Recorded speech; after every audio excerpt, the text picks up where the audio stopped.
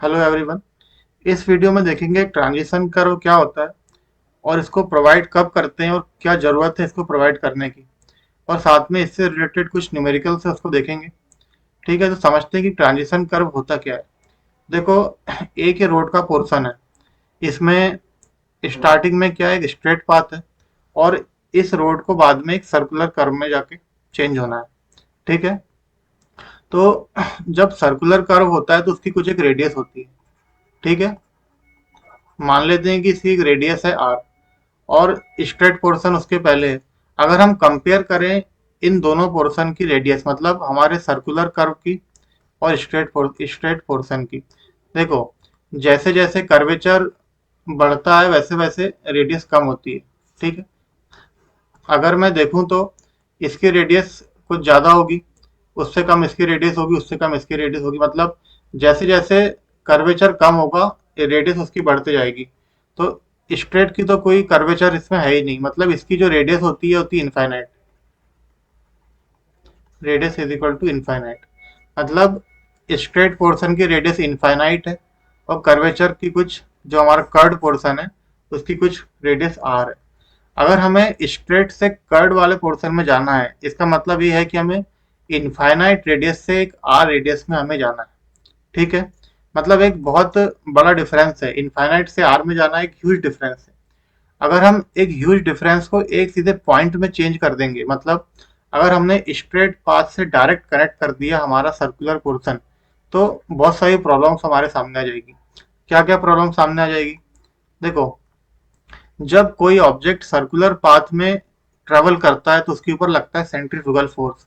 ठीक है, ये पहले स्ट्रेट पोर्शन है, स्ट्रेट पोर्शन में उसके ऊपर सेंट्रीफ्यूगल फोर्स लगने वाला होगा जीरो। जैसे ही वो इस पॉइंट के आगे बढ़ेगा उस पर एक सडन इंट्रोडक्शन होगा सेंट्रीफ्यूगल फोर्स का। ठीक है, तो जब सडन इंट्रोड्यूस होगा सेंट्रीफ्यूगल फोर्स तो एक जर्क आएगा हमारे व्हीकल के ऊपर। तो हम नहीं चाहते कि वो जर्क आए हमारे व्हीकल के ऊपर। ठीक है, सबसे पहली बात, उस पर जर्क आएगा किसके कारण, एक sudden introduction of centrifugal force के कारण। दूसरी बात, देखो, जब वो जो सेंट्रीफ्यूगल फोर्स लग रहा है उसको काउंटर करने के लिए हम क्या प्रोवाइड करते हैं, हम प्रोवाइड करते हैं सुपर एलिवेशन। हम प्रोवाइड करते हैं सेंट्रीफ्यूगल को काउंटर करने के लिए सुपर एलिवेशन। वो इस पोर्शन में तो सेंट्रीफ्यूगल फोर्स जीरो है और इसके बाद में लग रहा है, मतलब सुपर एलिवेशन हमारा यहाँ तक होगा जीरो, उसके बाद में हमें एक सडन प्रोवाइड करना पड़ेगा। सुपर एलिवेशन क्या होता है, सुपर एलिवेशन होता है कि हमने एलिवेट कर दिया हमारे रोड को। तो पहले तो बिल्कुल एलिवेट नहीं किया हुआ और एक पॉइंट पे हमें एकदम से एलिवेट करना पड़ेगा, तो वो भी सही नहीं है। तो हमारे पास ये प्रॉब्लम्स है, अगर हम कनेक्ट कर देते हैं स्ट्रेट पाथ से डायरेक्टली हमारे आर रेडियस वाले कर्व को। ठीक है, तो हम, तो ये हमें समझ में आ गया कि हमें डायरेक्ट हमें कनेक्ट नहीं करना है। इसका सॉल्यूशन क्या है, इसका सॉल्यूशन ये है कि जो हमारा स्ट्रेट वाला पाथ है और हमारा जो हमारा कर्व वाला पाथ है उसको हम डायरेक्ट कनेक्ट नहीं करेंगे। क्यों नहीं करेंगे, देखो स्ट्रेट वाले पोर्शन की रेडियस कितनी है, इसकी रेडियस है इन्फिनिटी, और जो हमारा कर्व वाला पोर्शन है उसकी एक रेडियस है हमारे पास में आर। ठीक है, आर।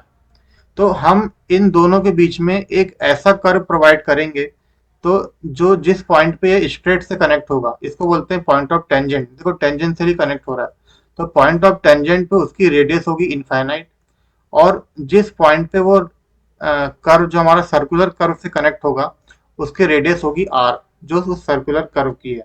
मतलब इनफाइनाइट से धीरे धीरे डिक्रीज होके वो रेडियस को लाएगा आर तक। हम एक ऐसा कर्व प्रोवाइड करेंगे, मतलब एक हमें स्मूथ ट्रांजिशन प्रोवाइड करेगा from radius is equal to infinity से radius is equal to R तक। इसी कर्व को बोलते हैं ट्रांजिशन कर्व। क्यों कर रहा है, क्यों ट्रांजिशन कर्व बोलते हैं, समझ में आ गया, क्योंकि हमें एक स्मूथ ट्रांजिशन प्रोवाइड कर रहा है एक इनफाइनाइट रेडियस से लेके एक आर रेडियस तक। ये आर कुछ भी हो सकता है, 500 600 1000 कुछ भी हो सकता है। इस कर्व को बोलते हैं ट्रांजिशन कर्व। इस कर्व के कारण क्या होता है, हमारी सारी प्रॉब्लम सॉल्व हो जाती है। क्या क्या प्रॉब्लम थी, सबसे पहली प्रॉब्लम थी हमारा जर्क की जो सेंट्रीफ्यूगल फोर्स के कारण आ रहा था। देखो, इस कर्व की रेडियस यहाँ पे तो इनफाइनाइट है। ठीक है, मतलब सेंट्रीफ्यूगल फोर्स यहाँ पे जीरो होगा और धीरे धीरे ये अपनी रेडियस को डिक्रीज कर रहा है, मतलब धीरे धीरे सेंट्रीफ्यूगल फोर्स इंट्रोड्यूस होगा, एकदम से नहीं होगा, एकदम से आर तक नहीं जा रहा है, वो इनफाइनाइट से धीरे धीरे रिड्यूस कर रहा है और लास्ट में आके आर से मैच कर रहा है। मतलब एक धीरे धीरे इंट्रोड्यूस कर रहा है सेंट्रीफ्यूगल फोर्स को, मतलब एक सडन जर्क हमें फील नहीं होगा। दूसरी बात, दूसरा पॉइंट था हमारा सुपर एलिवेशन का। सुपर एलिवेशन क्या होता है, जैसे जैसे रेडियस डिक्रीज होती है एलिवेशन बढ़ता है। यहाँ पे हमारी इसकी कर्व की रेडियस इनफाइनाइट है, ठीक है, तो यहाँ पे सुपर एलिवेशन जीरो होगा। धीरे धीरे रेडियस यहाँ पे डिक्रीज हो रही है, तो वैसे वैसे हमारा सुपर एलिवेशन धीरे धीरे हम प्रोवाइड कर देंगे ग्रेजुअली। तो दोनों प्रॉब्लम इससे सॉल्व हो गई। तो इसी को बोलते हैं ट्रांजिशन कर्व। कहाँ प्रोवाइड करते हैं, हमारा स्ट्रेट और कर्वेचर के बीच में हम प्रोवाइड करते हैं। और इसकी खासियत क्या है, इसकी खासियत ये है कि जो पॉइंट ऑफ टेंजेंट होता है उसमें इसकी रेडियस होती है इनफाइनाइट, और जहाँ से कनेक्ट होता है ये कर्वेचर वाले हमारे सर्कुलर पोर्शन से, उसकी रेडियस उस सर्कुलर कर्व के बराबर होती है। ये होता है हमारा ट्रांजिशन कर्व, और क्यों प्रोवाइड होता है समझ में आ गया होगा। ठीक है, देखते हैं कुछ इसके पॉइंट्स। देखो जो मैंने ऊपर बताया वही पॉइंट्स है कि objective of providing transition curve, क्यों प्रोवाइड कर रहे हैं हम transition curve, to introduce centrifugal force gradually over the vehicle. सही बात है, बताया सेंट्रीफ्यूगल फोर्स को ग्रेजुअली इंट्रोड्यूस करेगा। To reduce the sudden jerk, तो सेंट्रीफ्यूगल फोर्स अगर ग्रेजुअली इंट्रोड्यूस हो रहा है तो जर्क वैसे ही नहीं आएगा, ठीक है। To introduce the super elevation and extra widening, देखो सुपर एलिवेशन भी हमारा आर पे डिपेंड करता है, जैसे जैसे आर रिड्यूस होता है वैसे वैसे सुपर एलिवेशन इंक्रीज होता है, तो ये भी हमारा ग्रेजुअली प्रोवाइड किया जाएगा। तो वैसे ही वाइडनिंग होती है, वाइडनिंग की भी फॉर्मूला होता है N L square upon 2r। जैसे जैसे आर की वैल्यू डिक्रीज होती है एक्स्ट्रा वाइडनिंग हम ग्रेजुअली प्रोवाइड कर सकते हैं, ठीक है। उसके बाद में देखो, देखो हमारे पास हमें जो कर्व प्रोवाइड करना था उसकी खासियत क्या थी, जो हमें रेडियस हमें क्या दे, इनफाइनाइट से चेंज करके दे कहाँ तक, आर तक। मतलब हमें इनफाइनाइट मतलब उसकी एक रेडियस में चेंज हो रहा है इनफाइनाइट से लेके आर तक, हमें इस प्रकार का कर्व प्रोवाइड करना है।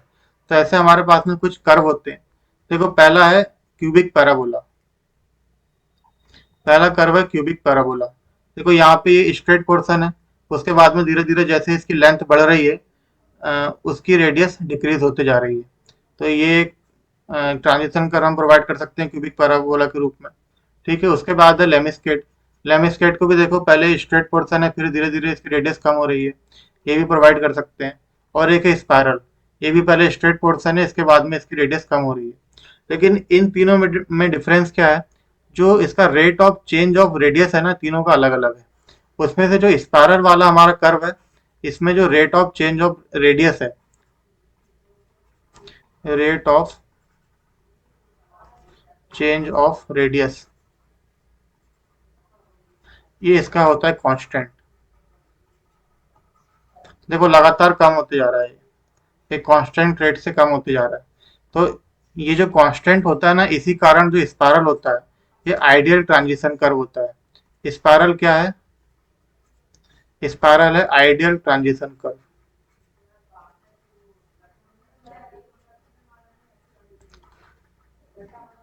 क्यों है समझ में आ गया, क्योंकि इसमें जो rate of change of radius है कांस्टेंट है, इसलिए स्पायरल है हमारा आइडियल ट्रांजिशन कर्व। तो हम स्पायरल प्रोवाइड करते हैं, ठीक है। आगे देखते हैं।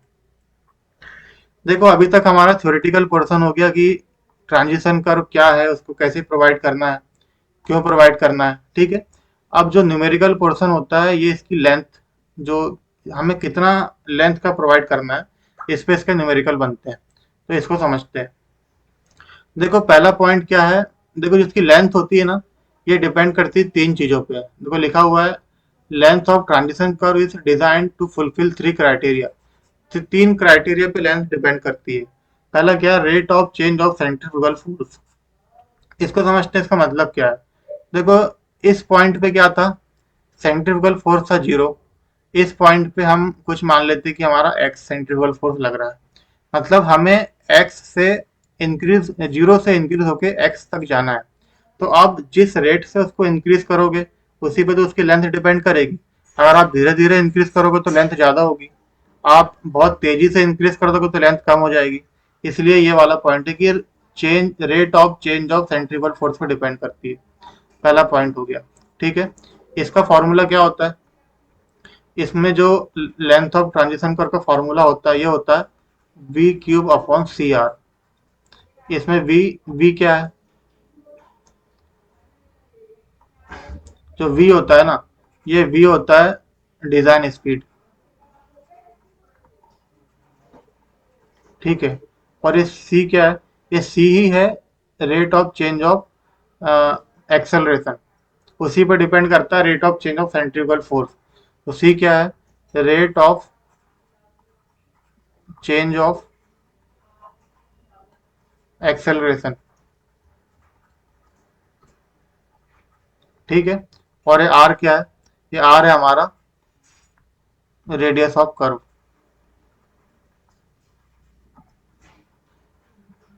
ठीक है, तो ये इसका फॉर्मूला है। इसमें ये सी का एक और फॉर्मूला होता है। सी होता है 80/75 प्लस वी। मतलब वी का यूज करके हम सी को निकाल सकते हैं। इससे यहाँ से अपन सी निकालेंगे, सी को रखेंगे इसमें, यहाँ से निकालेंगे L T, length of transition curve. ये पहला हमारा क्राइटेरिया हो गया। सेकंड क्राइटेरिया क्या है? Rate of introduction of super elevation. Same चीज, यहाँ पे super elevation E is equal to zero है, यहाँ पे हमें कुछ ई प्रोवाइड करना है। तो हम किस रेट से प्रोवाइड करेंगे उस पर डिपेंड करेगा। अगर हमारा रेट, हम बहुत ग्रेजुअली, बहुत स्लो रेट से हम प्रोवाइड करेंगे अगर सुपर एलिवेशन को, तो लेंथ ज़्यादा होगी, और हम सडनली प्रोवाइड करेंगे तो लेंथ कम होगी। तो इसलिए rate of introduction of super elevation, ये भी इसका क्राइटेरिया है।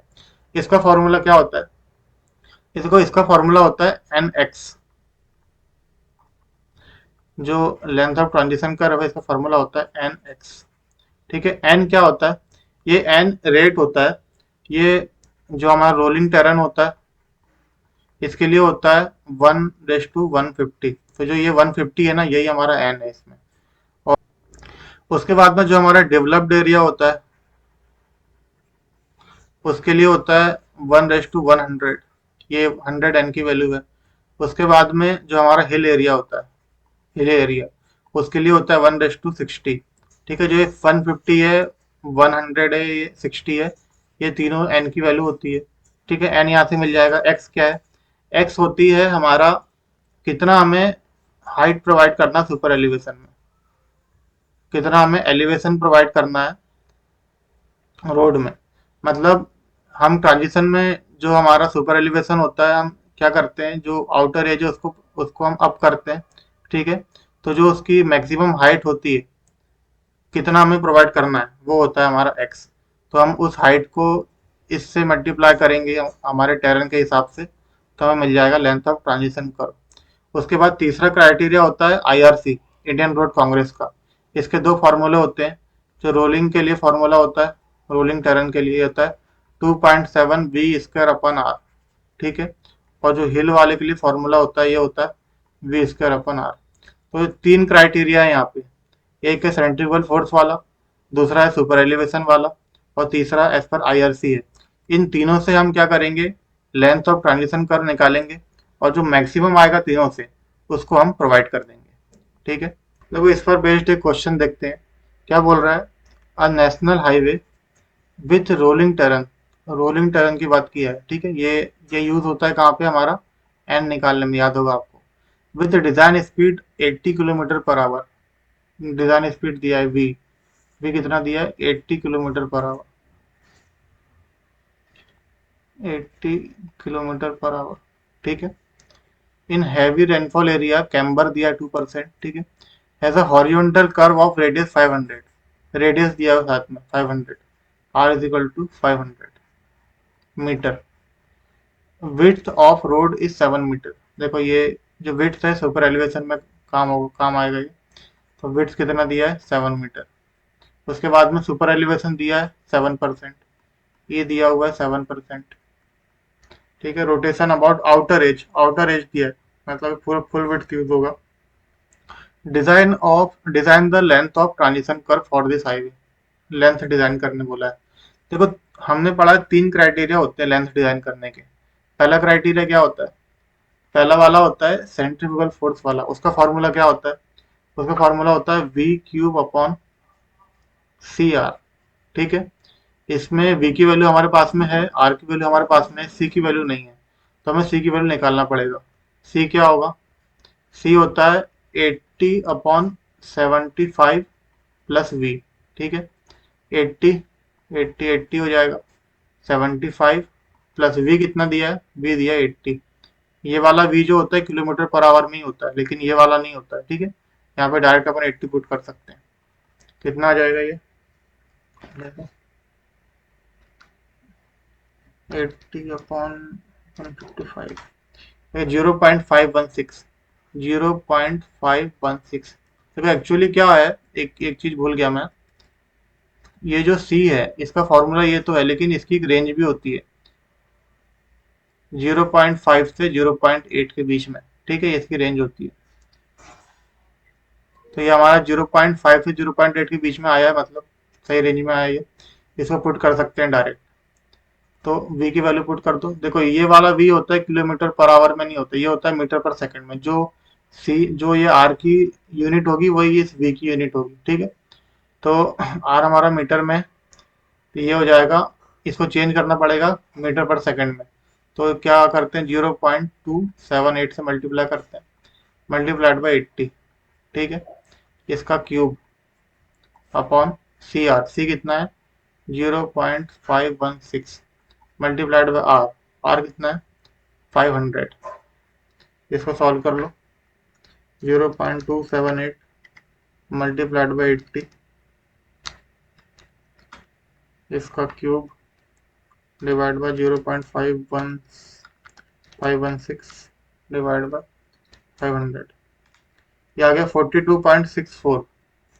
यहाँ से लेंथ निकल के आ गई 42.64। ये हमारे पहले क्राइटेरिया से लेंथ निकल के आ गई है, पहली वाली। ठीक है, सेकंड वाला देखते हैं अब। सेकंड वाला क्राइटेरिया था हमारा सुपर एलिवेशन वाला। देखो इसमें जो इसका जो फॉर्मूला था ये था एन एक्स। ठीक है, इसमें एन क्या है? एन टेरन पर डिपेंड करता है। यहाँ पे दिया रोलिंग टेरन, तो रोलिंग टेरन के लिए होता है 150। यहाँ पे अगर अपन देखें तो एन हमारा है 150। ठीक है, अब एक्स, एक्स क्या होता है कि सुपर एलिवेशन की हाइट कितनी है। देखो, मतलब जो हमारी रोड है, कुछ सुपर एलिवेशन हमको प्रोवाइड करना है, तो ये हम ये हाइट कितनी प्रोवाइड करेंगे, ये होता है ये। ठीक है, तो ये डिपेंड करता है सुपर एलिवेशन कितना है और विड्थ ऑफ रोड कितनी है। तो विड्थ कितनी है रोड की? 7 मीटर है। ठीक है, ये हो गया हमारा 7 मीटर। और ये होता है जो सुपर एलिवेशन है 7%। तो ये हो जाएगा, मतलब सुपर एलिवेशन का मतलब क्या होता है? 7% का मतलब इस विड्थ का 7% होगा ये। मतलब 7 मल्टीप्लाइड बाई 0.07। ठीक है, तो ये आ जाएगा 0.49। ठीक है, मीटर, ये आ गया। तो ये हमारा मिल गया, हमारा एक्स की वैल्यू मिल गई। एक्स क्या हो गया यहाँ पे? 0.49। अब इससे निकाल सकते हो आप एल टी कितना हो जाएगा, लेंथ ऑफ ट्रांजिशन का 150 मल्टीप्लाइड बाई 0.49। 150 multiplied by 0.49, 73.5। तो सेकंड वाला हमें लेंथ ऑफ ट्रांजिशन कर्व मिल गई, क्या मिली? 73.5। ठीक है, ये सेकंड वाला मिल गया हमें। अब थर्ड क्राइटेरिया क्या होता है? ये होता है as per IRC. Third criteria IRC का क्राइटेरिया होता है। क्या होता है ये? टू, ये भी दो होते हैं इसमें। प्लेनर रोलिंग के लिए होता है 2.7 वी स्क्वायर अपॉन आर। ठीक है, यहाँ वैल्यू पुट कर दो, दोनों वैल्यू है हमारे पास में। 2.7, देखो इसमें ये जो ये वाला वी होता है ये डायरेक्ट अपन किलोमीटर पर आवर में होता है। तो 80 हो जाएगा, 80 का स्क्वायर अपॉन आर। आर है 500। ठीक है, क्या हो जाएगा ये? 80 का square multiplied by 2.7 divided by 500, ये 34.56। ये आ गया 34.56। मतलब थर्ड वाला हमें लेंथ मिल गई कितनी? 34.56 थर्ड वाली मिल गई। अब देखो इनमें सबसे बड़ी कौन सी है मीटर में? 34.56 ये है, ये 73.5 मीटर है, और ये 42.64 मीटर। तो सबसे जो बड़ी है ये वाली है 73.5। तो जो लेंथ ऑफ ट्रांजिशन कर्व हो जाएगी वही हो जाएगी, लेंथ ऑफ ट्रांजिशन कर्व कितनी हो जाएगी, 73.5 मीटर। ये हमारा आंसर। ठीक है, इसी ऐसे ही सॉल्व करना है इसको। Thank you.